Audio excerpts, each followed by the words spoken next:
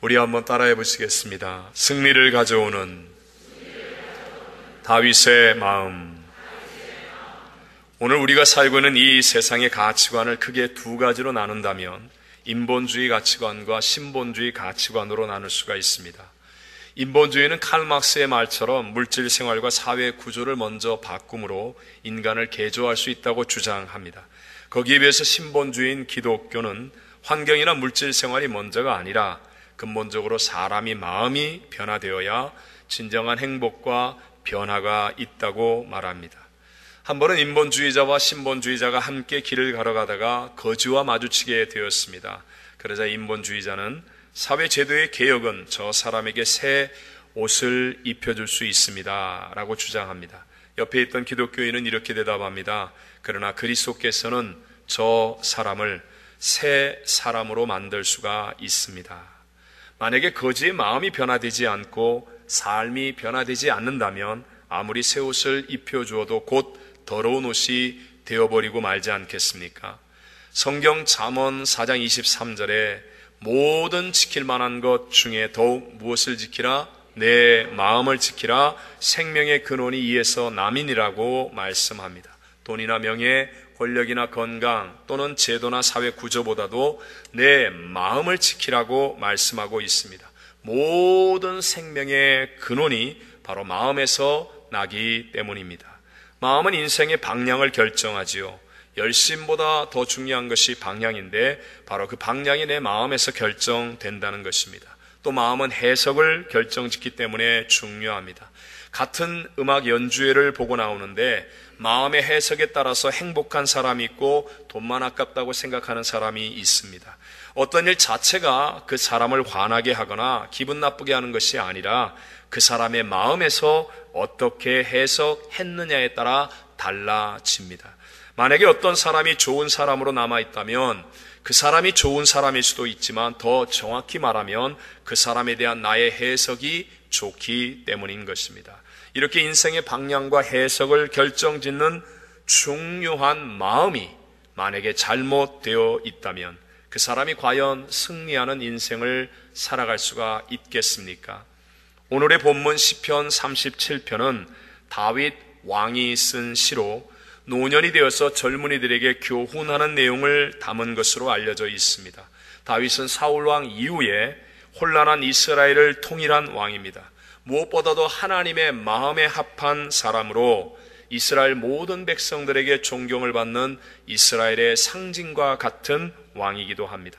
바로 다윗이 고백한 이 시편의 본문을 통해서 승리를 가져오는 다윗의 마음이라는 제목으로 오늘 이 시대를 살고 있는 우리들에게 주시는 하나님의 세 가지 은혜를 함께 나누고자 합니다. 첫째로 다윗은 먼저 마음의 중요성을 강조하고 있다는 것입니다. 무엇의 중요성? 마음의 중요성. 자, 다윗이 고백하는 오늘 본문의 내용을 이렇게 보면 먼저 1절을 통해 불평하지 말며 시기하지 말지어다. 마음에서 일어나는 일들을 말하는 겁니다. 7절에 또 불평하지 말지어다. 8절에 분을 그치고 노를 버리며 불평하지 말라고 말씀하고 있습니다. 그러면서 계속하여 4절에는 기뻐하라. 마음의 일이죠. 그가 내 마음의 소원을 내게 이루어 주시리로다. 5절에는 맡기라. 그를 의지하면 그가 이루시고 7절에는 잠잠하고 참고 기다리라. 9절에는 소망하는 자들은 땅을 차지하리로다. 마지막 11절에는 온유한 자들은 땅을 차지하며 풍성한 화평으로 즐거워하리로다. 다윗은 지금 마음의 일들을 반복하여 말하면서 마음을 지키는 것이 중요하다는 사실을 강조하고 있는 것입니다. 거기에 비해서 오늘날 현대인들의 삶은 눈에 보이는 육체 또는 환경을 살피는 일에는 노력을 하지만 실제로 보이지 않는 자기의 마음을 살피는 일에는 소홀하고 있다는 것입니다. 그러다 보니까 옛날에 비해서 삶의 환경은 말로 할 수 없이 좋아졌고 개인적인 스펙도 좋아졌는데 거기에 비해서 마음이 병들어서 우울증에 걸린 사람들이 굉장히 많아지고 있습니다. 몇 년 전 한국의 학술대회에서 대한 불안장애학회라는 곳에서 서울 및 5대 광역시에 사는 20세에서 60세까지 사이의 성인 1,000명을 대상으로 마음의 불안 지수를 조사했습니다. 그 결과 무려 25%, 즉 4명 중에 지금 1명은 전반적으로 마음이 불안한 상태에 있고 이미 우울증에 걸려 있었다고 합니다. 세계보건기구 WHO는 최근 발표를 통해서 해마다 질병에 걸린 환자의 27%가 우울증에서 출발하며 앞으로 이러한 증상은 더욱 커질 것이라고 말합니다. 세계보건기구와 하버드대학교 보건대학원의 공동 연구 결과 2020년에는 우울증으로 인한 사망이 심장병으로 죽는 사람보다 수가 많아질 것이라고 했습니다. 아담과 하와가 범죄한 이후로부터 우리의 마음속에는요, 죄와 악한 것들이 입력되어졌습니다. 하나님과 교통하는 인간의 영이 죽자 거룩함과 정화의 능력이 사라져버리고 오직 육신의 정욕, 안목의 정욕, 이생의 자랑을 따라 살아가며 우리의 마음속에는 온갖 악한 것들, 부정적인 것들이 가득하게 되었습니다. 그래서 성경 예레미야 17장 9절에 보면 만물보다 거짓되고 심히 부패한 것은 무엇이라? 마음이라 이렇게 말씀합니다. 그래서 제가 자주 얘기하잖아요. 떡은 똑같은 떡인데 정상적으로 먹는 떡보다 어떤 떡이 더 맛있다? 몰래 먹는 떡이 더 맛있다. 네? 하지 말라고 하면 더 하고 싶어진다. 남이 잘 되면 배가 아프고 남이 잘못되면 고소하다. 남을 칭찬하는 것보다 비난하고 불평하는 것이 훨씬 더 쉽다. 여러분, 이 모든 것들이 왜 그렇습니까? 우리의 마음이 잘못되어 있기 때문에 그런 것입니다. 손발을 다치거나 눈이 안 보이거나 귀가 안 들리는 이 육신의 질병이나 장애를 가지고 산다는 것도 굉장히 힘들고 불행한 일일 수 있지만 마음의 질병과 장애를 가지고 사는 것은 더 큰 고통이라는 것을 알아야 합니다. 마음의 질병이나 장애를 가진 사람들은 자신도 행복과 기쁨과 성공을 누리지 못할 뿐만 아니라 다른 사람들에게도 고통을 주고 사회적으로도 무리를 일으키게 되기 때문입니다. 여러분, 왜 세상이 점점 더 어려워져 갑니까? 제도나 법과 기구의 문제입니까? 왜 가정과 사업에 점점 더 힘이 들고 문제가 많아집니까? 환경이나 세상 탓 때문입니까? 아닙니다. 제도나 법이나 기구보다 환경이나 세상보다도 마음의 중요성을 깨닫지 못하고 마음의 질병과 장애를 그대로 내버려 두고 있기 때문에 그런 것입니다. 여러분, 만약에 건강한 제가 중증 장애인인 저희 누님과 달리기 시합을 한다고 하면 가정해 보십시오. 정상인인 저와 중증 장애인인 저희 큰 누님이 달리기 시합을 한다면 얼마나 큰 차이가 생기겠습니까? 마찬가지로 마음의 장애를 가진 사람과 정상인 사이에는 행복과 기쁨과 성공에 있어서 엄청난 차이가 날 수밖에 없다는 것입니다. 그래서 성경은 로마서 12장 2절에 함께 시작, 너희는 이 세대를 본받지 말고 오직 마음을 새롭게 함으로 변화를 받아 하나님의 선하시고 기뻐하시고 온전하신 뜻이 무엇인지 분별하도록 하라. 또 에베소서 4장 22절과 23절, 너희는 유혹의 욕심을 따라 썩어져가는 구습을 따르는 새롭게 되어라고 말씀하는 것입니다. 자, 그럼 두 번째로 다윗은 어떻게 승리를 가져오는 마음을 가졌습니까? 마음에 해로운 것을 상대하지 않고 하나님만 의지했다는 것입니다. 다시 한번, 무엇을 상대하지 않고? 마음에 해로운 것은 상대하지 않고 하나님만 의지했다. 오늘 본문의 다윗은 상대하지 않아야 할 것에 대해서 아주 분명하게 강조하여 반복하며 말씀합니다. 1절에 악을 행하는 자들, 불의를 행하는 자들, 7절에는 악한 꾀를 이루는 자들, 이런 것들을 상대하여 마음을 빼앗기지 말라고 말씀하고 있습니다. 왜냐하면 마음에 해로운 것들을 상대하면 그것이 내 마음 속에도 숨어있는 욕심과 악을 끄집어낼 수 있기 때문에 그런 것입니다. 모든 심판과 축복은 오직 하나님께로부터 임하는 것임을 믿으시기 바랍니다. 그러므로 내가 늑대와 싸운다고 내가 늑대가 되면 안 되고 끝까지 양으로 머물러 있어야 하는 것처럼 상대가 더럽게 나온다고 해서 나도 같이 더러워져서는 안 되는 것입니다. 심판과 축복은 오직 하나님께 있기 때문에 어떤 일이 있더라도 생명의 근원인 내 마음이 더러워지지 않으면 우리 하나님이 직접 개입하셔서 판단하시고 상을 주시고 복을 주실 것이기 때문에 그런 것입니다. 한 인디안 노인이 손자에게 삶에 대해서 가르칩니다. 마음속에는 늘 싸움이 일어난단다. 너무 끔찍한 싸움이어서 마치 두 마리 늑대가 싸우는 것과도 같단다. 하나는 악마 같은 놈인데 분노, 질투, 슬픔, 후회, 탐욕, 교만, 분개, 자기연민, 죄의식, 열등과 거짓, 허영, 잘난 체하고 자신의 거짓 자아를 나타낸단다. 다른 놈은 선한 놈이지. 이놈은 기쁨, 평화, 사랑, 희망, 친절, 선의, 고요함, 겸손함, 동정심, 관대함, 진실, 연민, 신뢰를 나타낸단다. 이 같은 싸움이 내 마음 안에서도 일어나고 모든 사람의 마음 속에서도 일어난단다. 그 말을 들은 손자 인디안이 잠시 동안 생각하다가 할아버지 인디안에게 물었습니다. 그럼 어떤 늑대가 이기나요? 인디안 노인은 간단하게 대답했습니다. 네가 먹이를 주는 놈이 이긴단다. 뭐 하는 늑대가 이긴다고요? 내가 먹이를 주고 상대하고 있는 그 늑대가 이기는 거예요. 내가 불평과 원망을 상대하면 결국은 내 마음이 불평과 원망의 밭으로 늑대가 이겨서 내 마음이 불평과 원망의 밭이 되는 것이고, 내가 내 마음을 해롭게 하는 것을 상대하지 않고 하나님을 상대하면 결국 하나님이 주시는 것들로 내 마음이 승리하게 될 줄로 믿습니다. 만일 다른 사람이 여러분의 잘 가꾼 화단과 정원에다가 쓰레기를 마구 버린다면 여러분은 어떻게 하시겠습니까? 호통을 치고 치워버려야 하지 않겠습니까?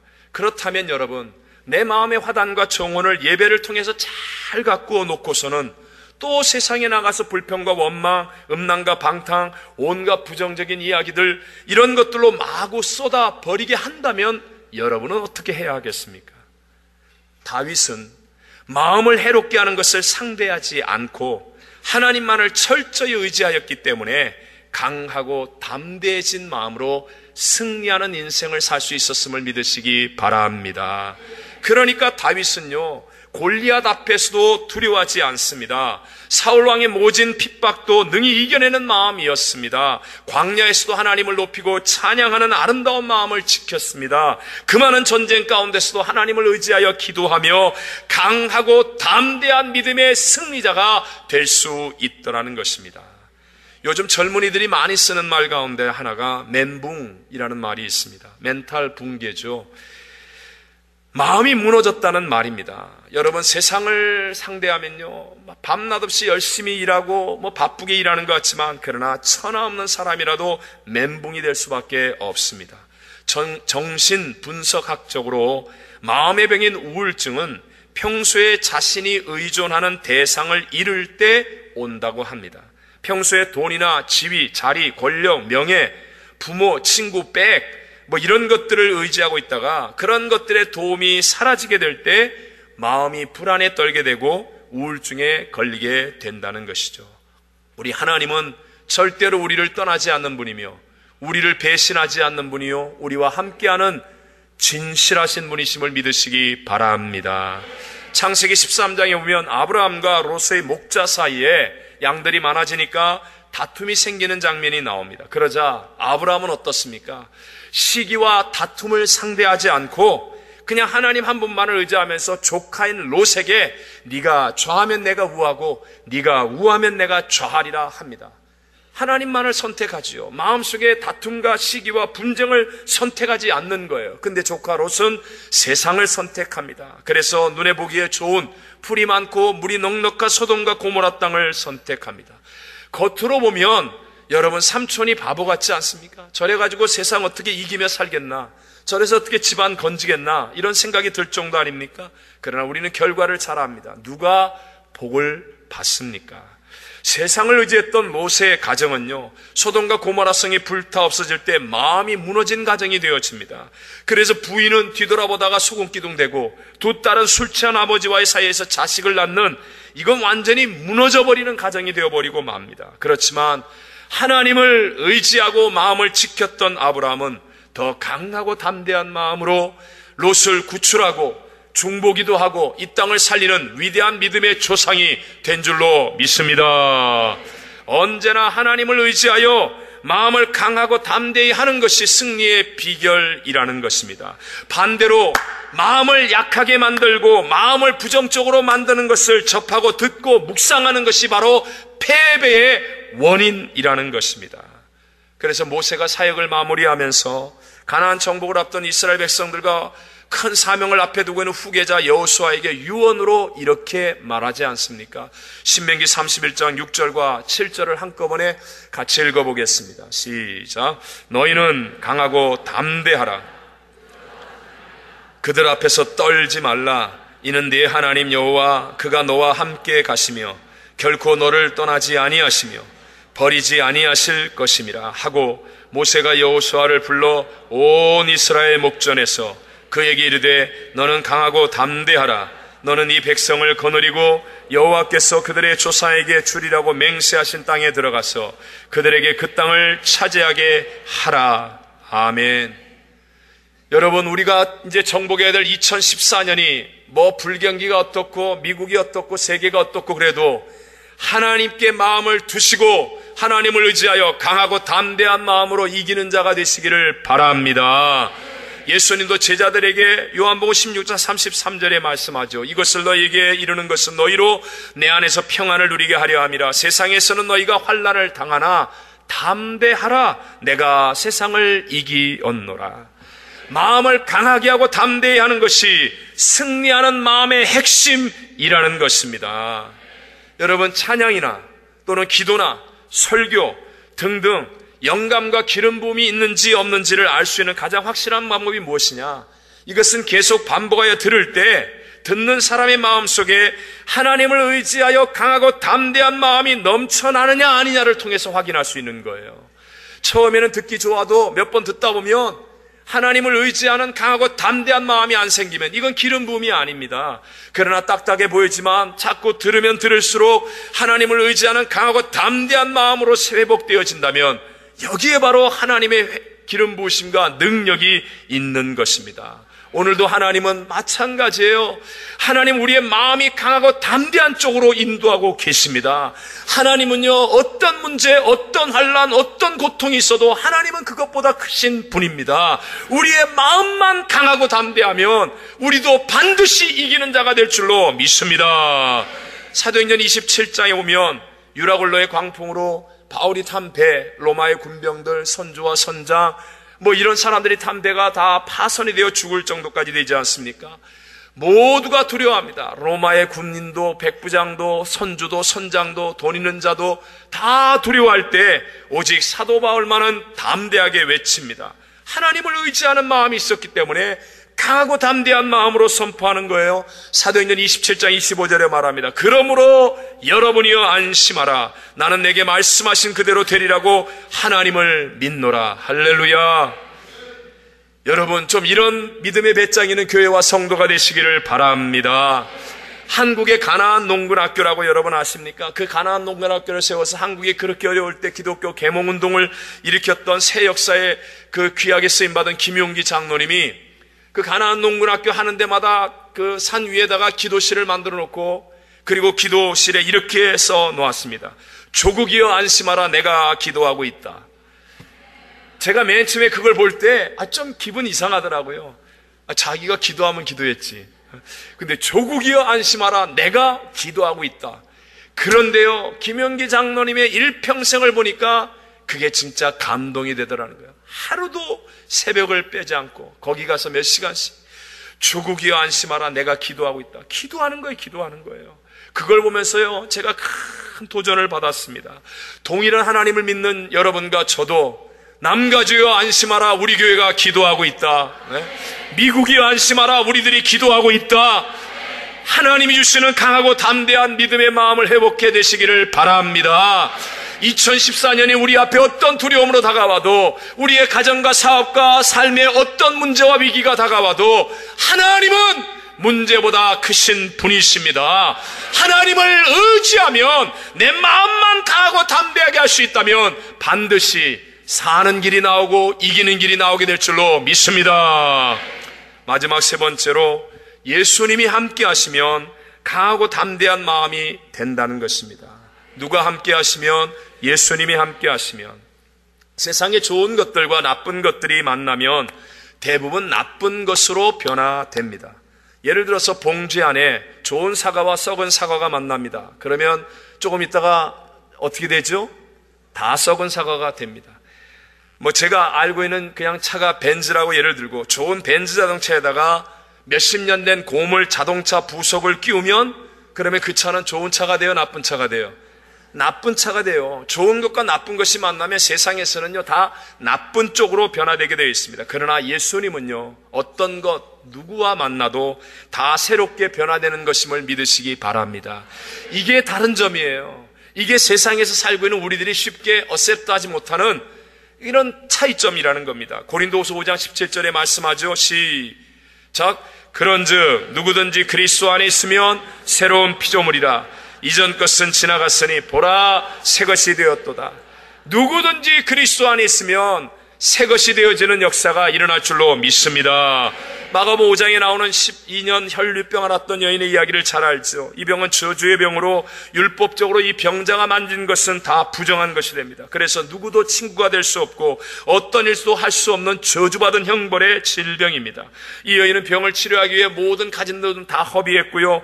그러나 이제는 의사도 포기하고 가족도 포기하여 떠나갈 지경입니다. 그러던 중에 이 여인은 침상에 누워서 예수님에 대한 소문을 듣고 믿음을 키워갑니다. 그러다가 예수님께서 동네를 지나가신다는 소문을 들었을 때 죽을 힘을 다해서 일어나서 믿음으로 나아가 수많은 남정네들을 뚫고 수많은 무리와 군중을 뚫고 예수님의 옷가에 손을 대었습니다. 그랬더니 예수님의 이 저주의 혈류병이 예수님께로 흘러갑니까? 아니면 예수님의 치료의 영이 이 여인에게로 흘러옵니까? 이게 중요한 거예요. 예수님의 치료의 영이 이 여인에게 임하여서 혈류의 근원이 마르고 이 여인은 즉시로 치료되는 새로운 피조물이 되는 기적이 일어난 줄로 믿습니다. 오늘도 마찬가지라는 거예요. 왜 예수가 중요합니까? 여러분, 우리가 다른 것으로 아무리 열심히 해도요, 섞이면 나쁜 것이 되게 돼 있어요. 오직 예수님밖에는 없다는 거예요. 구원의 길, 회복의 길, 치료의 길, 축복의 길, 다시 사는 길은 예수님밖에 없기 때문에 이 이야기가 구태의연하게 들릴지 모르지만 예배 때마다 예수를 불러야 하는 것이고 예수님의 이름으로 기도해야 되는 것이고 예수님을 생각해야 되는 것이고 예수님을 의지해야 하는 것입니다. 누구든지 예수님을 부르고 의지하고 붙잡으면 나도 몰랐던 새 역사가 내게서 일어난다는 거예요. 미움의 마음이 용서의 마음이 되고 악한 마음이 좋은 마음이 되고 부정적인 마음이 긍정적인 마음이 되고 절망의 마음, 낙심의 마음이 소망의 마음으로 변화되는 역사는 오직 예수님을 붙잡을 때 일어나는 것임을 믿으시기 바랍니다. 고린도후서 4장 7절과 9절에 말하잖아요. 함께 읽읍시다. 우리가 이 보배를 질그릇에 가졌으니 이는 심히 큰 능력은 하나님께 있고 우리에게 있지 아니함을 알게 우리가 사방으로 우겨쌈을 당하여도 쌓이지 아니하고 답답한 일을 당하여도 낙심하지 아니하며 박해를 받아도 버림받지 아니하며 거꾸로 뜨림을 당하여도 망하지 아니하고. 아멘. 질그릇 같은 인생의 보배이신 예수를 담으면 우리가 사방으로 우겨쌈을 당하여도 쌓이지 않는 거예요. 원수마귀가 사면초가의 위기로 몰아도 우리가 위기를 당하지 않는 거예요. 박해를 받아도 버림받지 않아요. 답답한 일을 당하는데 마음이 무너지지 않아요. 거꾸로 뜨림을 당하는데 다시 일어나고 또 일어나는 하나님의 놀라운 역사가 일어나게 될 줄로 믿습니다.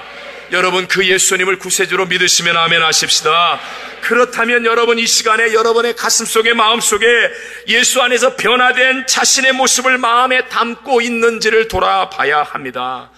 승리의 비결은 마음에 있기 때문입니다. 승리의 비결은 마음에 있기 때문에 예수 믿어서 직분이 뭐다, 내가 교회 몇 년 다녔다, 내가 이런 업적을 이뤘다, 이게 아니에요. 이게 먼저가 아니에요. 예수를 믿어 승리의 비결은 마음에 있기 때문에 내 마음에 예수 그리스도를 담고 있는지를 확인하는 것이 진짜 승리하는 신앙의 길이라는 것입니다. 예수님 안에서 나 같은 죄인도 용서받고 의인이 되었다는 사실이 내 마음속에 담겨져 있어야 합니다. 예수님 안에서 지금 비록 사업이 어렵고 힘들지만 축복받을 내 사업에 대한 마음이 담겨져 있어야 됩니다.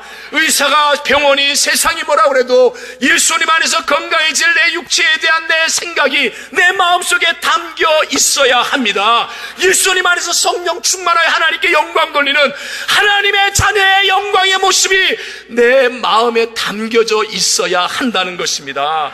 누가 건드리면 그 모습이 나와야 되는 거예요. 누가 말하면 그 이야기가 내 입술에서 나와야 되는 거예요. 예수님 안에서 변화됩니다. 예수님 안에서 새로워집니다. 예수님 안에서 기적이 일어납니다. 예수님 안에서 하나님의 일들이 나타납니다 라고 고백하고 말하고 생각하는 여러분 되시기를 주의 이름으로 축원합니다. 이게 사는 길이기 때문에요.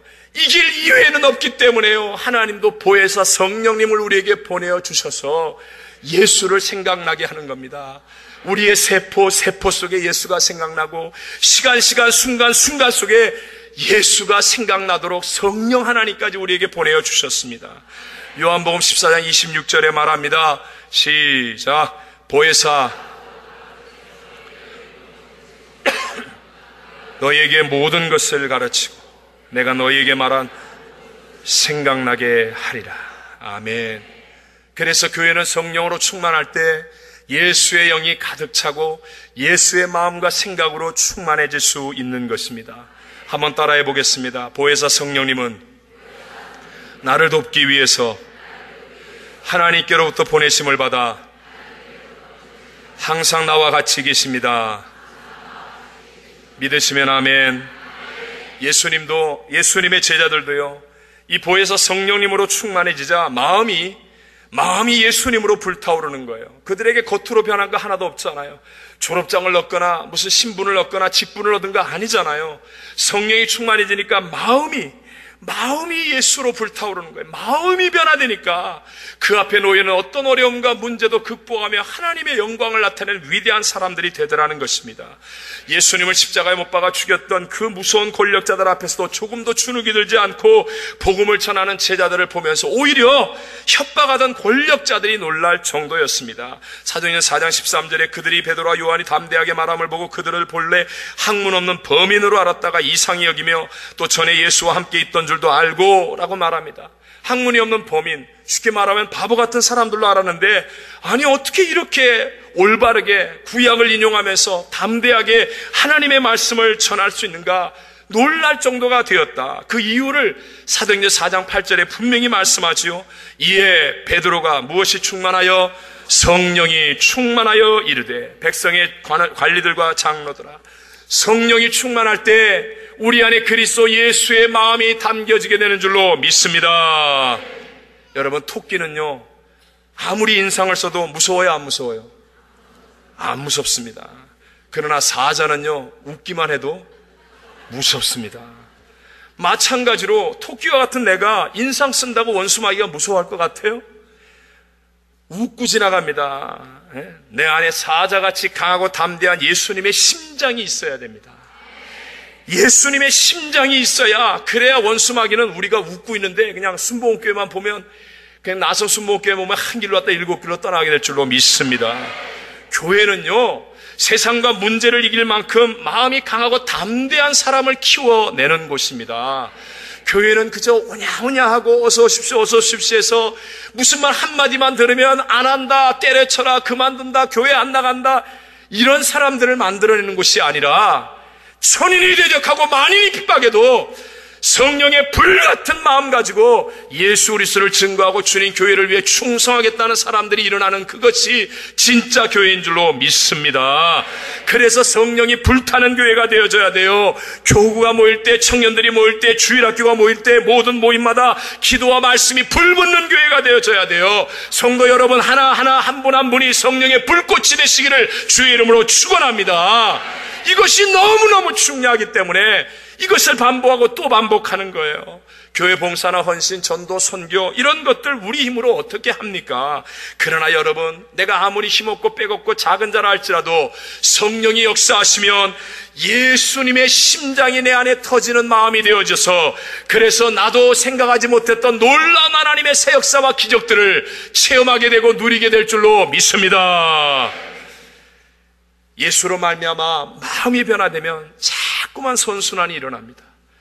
긍정은 긍정을 만들고 감사는 감사를 만듭니다. 그러나 교회를 수십 년을 다녀도 이 마음의 변화가 안 일어나면 부정은 부정을 만들고 불평은 불평을 만들게 되어 있습니다. 하나님의 마음에 합한 사람이며 승리의 삶을 살았던 다윗은 키와 덩치가 크고 힘이 세고 돈이 많아서 승리자가 된 것이 아니었습니다. 승리를 가져오는 다윗의 마음 때문이었습니다. 다윗은 마음에 해로운 것을 상대하지 않고 하나님만을 의지하여 그 마음이 강하고 담대하였습니다. 오늘 우리들도 예수님이 함께 하시면 강하고 담대한 마음이 된다는 것입니다. 보혜사이신 성령님의 도움으로 우리 모두 예수님의 심장이 펄떡거리는 그런 마음이 되어서 강하고 담대하게 승리하는 신앙생활을 하게 되시기를 주님 이름으로 축원합니다. 축원합니다.